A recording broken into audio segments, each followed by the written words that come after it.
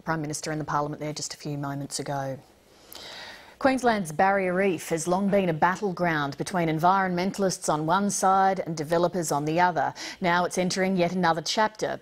Environmentalists claim the reef is now under threat from a dredging program to create the world's biggest coal port on the North Queensland coast. But industry groups say the activists are increasingly hysterical and that the port will revive the resources sector and help boost tourism.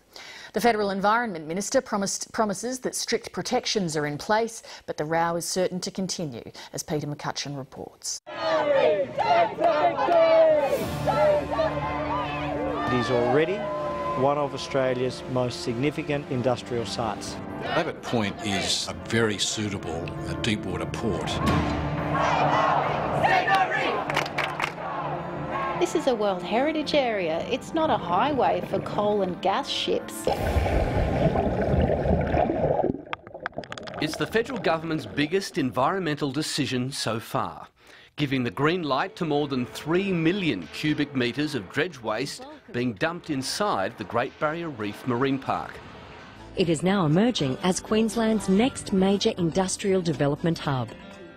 It's a welcome move for the resources sector, allowing a massive port expansion at Abbot Point in North Queensland to service new coal developments in the Galilee Basin, hundreds of kilometres inland. It's another step along the way towards getting the financial go-ahead for these large mining projects. But this port expansion is coming under extraordinary environmental scrutiny at a time UNESCO's World Heritage listing of this Australian icon is under review. It's almost like the Abbott government is daring the UN to downgrade the status of the reef. These are very high stakes. The Great Barrier Reef is struggling.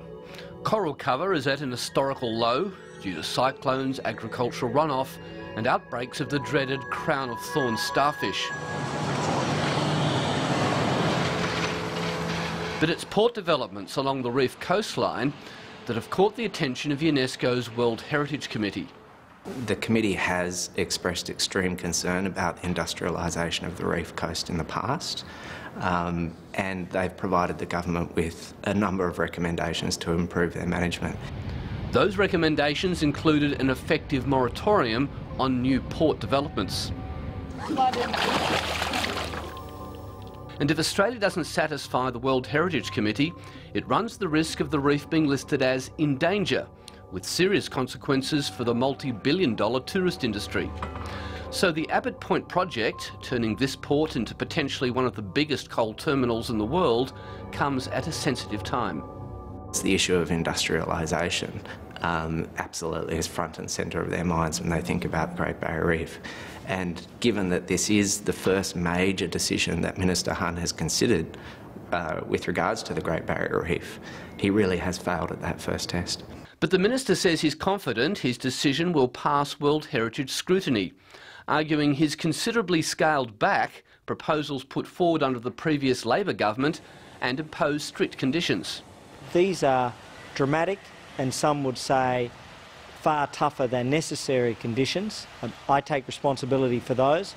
But the critical issue here is why the dredging waste should be allowed to be dumped inside the marine park.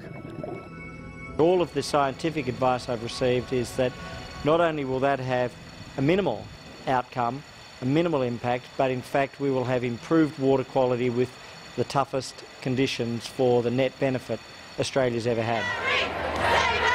Environment groups say there were other options, a longer jetty or disposing of the material inland. The resources industry argues these proposals either had environmental problems of their own or simply cost too much. At a time Australia's management of the Great Barrier Reef is under increasing scrutiny, do you agree it's not a good look to have material dumped inside the marine park? Oh, well, if there was another option, then that would be good. But in this case, and port by port, you have to look at what's available. One unresolved problem for the dredging program is exactly where the material will be dumped. The original disposal point, although well away from coral, was near a World War II plane wreck that the local divers and the RSL wanted preserved. And although the Port Authority has since identified alternative sites, no final decision has been made. How can they approve something when they don't know where it's going to occur? It's like asking for the development application for a building to be approved when you don't have a location for the building.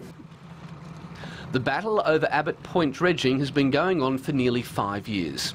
And the final chapter is a crucial decision on the actual disposal site.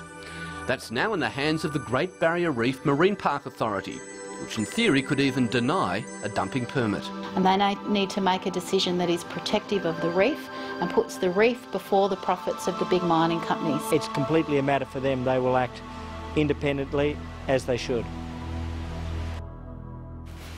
Peter McCutcheon with that report.